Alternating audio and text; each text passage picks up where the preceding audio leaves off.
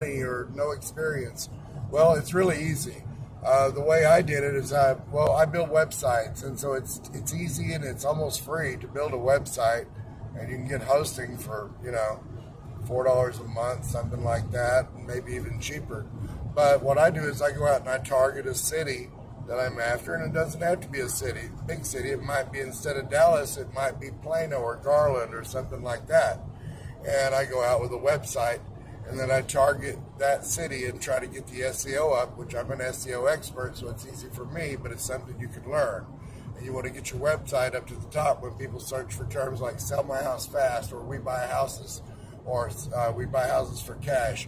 You want to be up in those because that's where motivated sellers look for investors like myself. And so that's how you're going to be able to get deals, and you put it out there and they call you.